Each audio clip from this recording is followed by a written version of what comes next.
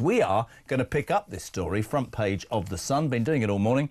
The Inn Reaper. There she is, the woman who makes Kamala Harris on TV look intelligent.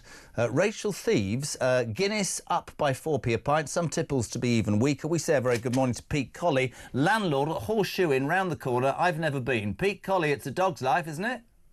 It certainly is at the moment, unfortunately. Yes, it's not great news to be a publican at the moment. The story everywhere is about how pubs are being targeted. In fact, Matt Vickers, the deputy chairman of the Tory party, gave me a figure earlier, Pete, that said that 118,000 people in the pub and hospitality business had lost their jobs in the 18 months since Labour came to power. Give us some idea of how difficult it is now to sustain a pub business. Well, it's funny you should say that, because we've had to get rid of a pub, which we lost 4 full-time staff and about 3 part-time staff. We just couldn't afford to keep it going. And we're not able now to put any money into buying new pubs, which before we were looking at doing. Unfortunately, we've had to cut back on everything, cut back on staff, cut back on just about everything. Even our hours, we're having to cut back on hours because it's just not worth it. It's going to bankrupt us if we carry on as we are. Do we think that... actually, let's just do a clip. I've got another clip. Don't go anywhere. This is Rachel Reeves, who's completely and utterly confused me on digital ID, who's completely and utterly knows nothing about the map of the United Kingdom when talking about a train set. I mean, a track she's going to build. This is her...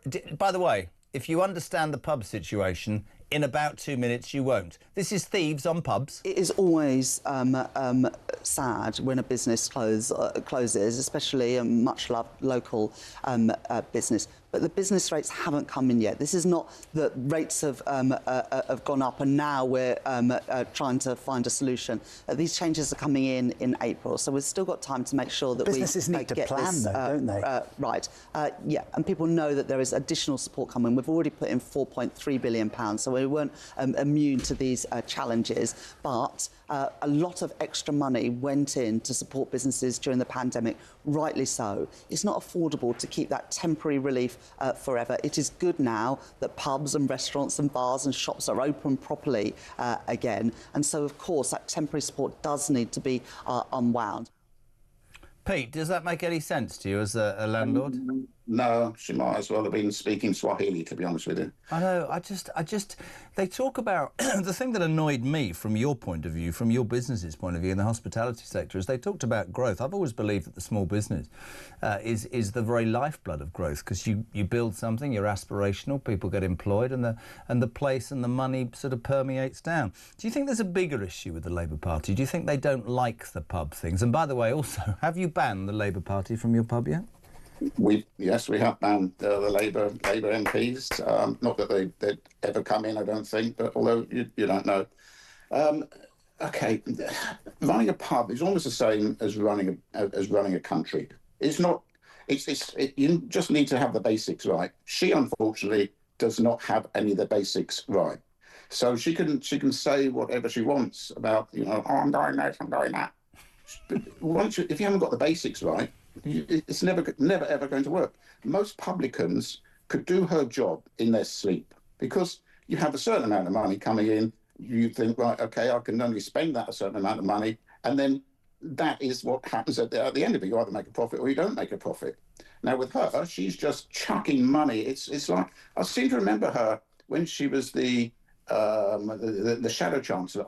Wasn't it right that she couldn't even get her credit card right? I think she sort of had all sorts of problems with her credit card because she didn't understand basic economics. So how she got the job, which we probably know is because she's a woman and she speaks a bit funny. Seems to me that's a Keir Starmer thing. And to be honest with you, I think that if Peppa Pig could tick the boxes, I think Peppa Pig would have been the... Peppa Pig would have been a better chancellor. The thing about her is, though, she's symptomatic of the... Listen, she's symptomatic of the Labour Party, though, isn't she? I mean, here it is. Here's the reality.